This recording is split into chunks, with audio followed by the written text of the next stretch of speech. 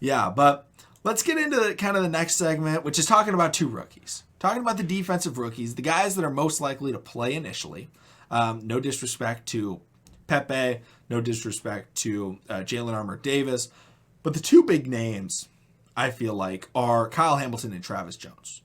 And we've heard a lot of training camp news about him. Joshua, you brought him up talking about how, Michael Pierce talked about him. And he was like, Yeah. man, this dude is special.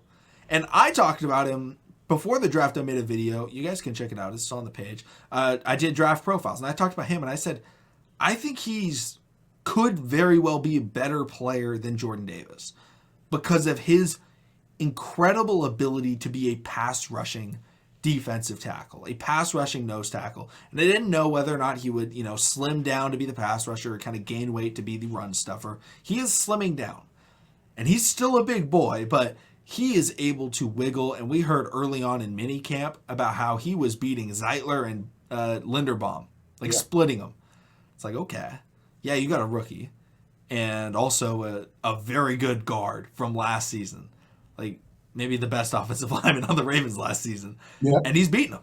Like that shows how special he can be. And then obviously Kyle Hamilton had a little bit of struggles, which we'll talk about. But Joshua, why don't you kind of talk about both those guys and what you feel like they're going to bring this year? But the overall topic is which of them is going to have that bigger impact for the Ravens defense? But what are your thoughts on kind of Kyle and Travis Jones this season and what they can potentially do?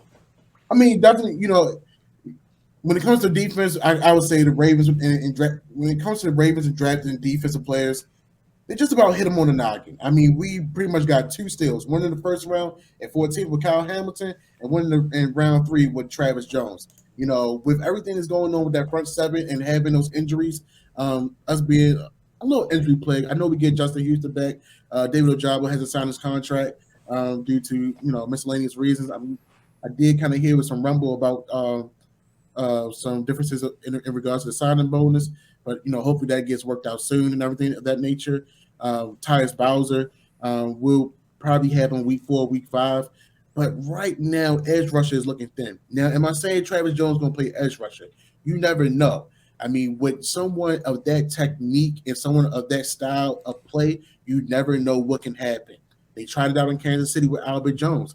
Now, everybody can probably looking at this video and say, Chris Jones. "Oh, excuse me, Chris Jones. Thank you." Yeah. Everybody probably said, "Are you comparing Travis Jones to Chris Jones?" Yeah and no. I understand Chris Jones is an all pro. I understand that he's proven. But Travis Jones here in Baltimore, he's a little bit better. When I say that, he has the ability to learn to play on the outside. Yes, he already know how it is to work on the center and an offensive guard on the interior. But once you put a big body like that and moving around the defensive line, almost like Aaron Donald moves around. Yeah. So I feel like Mike McDonald's going to use him in a very special way. And then when we get to Kyle Hamilton, I mean, we all know secondary, they're going to go through it. I mean, of course, everybody heard, oh well, I did see him get burned by some guy. I don't know if his number was 29 or whatever the case was, but and then Mark Andrews, I know he also Yeah. caught separation, caught a couple diving catches over Kyle Hamilton. But y'all, let's remember, it's 7-on-7 type of action. It's no hitting involved, so he can't really get as physical as he would want to. So just believe that he's learning from these reps, and he's learning from him lined up against Mark Andrews, who was arguably the best number 2 in the tight end Yeah. in the NFL. So I mean, this young man is going to keep on learning, and he's going to get better. He's not going to always go against a Mark Andrews when the season comes. And honestly, he's getting those first reps because the Ravens believe in him believe in him enough that he's going to be a starter, come week 1. So I feel like these young men both are going to play a powerful impact to this defense and how we, succeed. Yeah, I think, starting off with Travis Jones, you bring up the potential for him to line up, maybe at the edge spot. And that's not something where he could do, he would do it every play. Yeah. But imagine Mike McDonald's looking at it, and he's got Adafe away, right? Freak athlete. We have Travis Jones, also freak athlete for his size.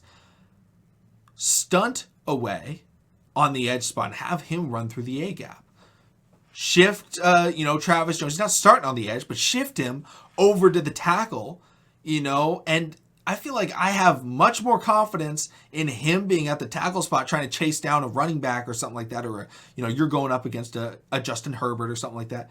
I have more confidence in him doing that than Matabike, who I love Matabike. Very, very athletic player, but like Travis Jones can chase you down. He can absolutely play across the line in certain situations, if the Ravens do it properly. And then looking at Kyle Hamilton, Joshua, you totally brought it up. He's going against Mark Andrews. That's amazing for him because he gets to go against, last year's best pass-catching tight end, best tight end in general last year in the NFL was Mark Andrews. Kyle Hamilton gets to go against that. And Kyle Hamilton doesn't get to use his best asset, which is his physicality and his ability to hit you. So when you combine that with the fact that, like, when you have to practice and you can, like, imagine you're Steph Curry and you go into basketball practice. You're at the Warriors and Steve Kerr's like, Steph, no threes. No. Like, that's your best asset. Like, yes, Steph Curry's still a great player. Without the three-pointers, he can get it done. But it makes it that much harder to be able to hit those two-pointers, hit those layups, get inside. Makes it more difficult. So Kyle Hamilton's, he's having to guard these guys and they're like, you can't use your best attribute. You can't use your physicality. That's something right now. Exactly. So when he gets to use that, when they go and they play their first preseason game against the Tennessee Titans, you best believe whoever they line up at tight end, because I honestly have no idea because Jonnu Smith is gone. Is it Anthony Ferkser? Is he still there? Maybe it's Ferkser. Maybe. It doesn't matter. They're the Titans. Pretty much. But he's going to go out there and he's going to be physical. And like wide receivers are going to be coming across the middle. He's going to be hitting them. It's going to be incredible to watch because they're like, oh yeah. So I know those skills you've been really working on. Now you can add your physicality and your strength to that. And that's going to be huge. But now, getting into kind of the overall question, Travis Jones, Kyle Hamilton, bigger impact. I feel like bigger impact overall will be Kyle Hamilton because he's going to be out there more and he's probably going to make, more visible plays, right? But I think overall impact, I think it's going to be Travis Jones because remember Calais Campbell last year? Yeah. Nobody talked about Calais Campbell really, especially in the national media. Calais Campbell was the best player on the Baltimore Ravens last year.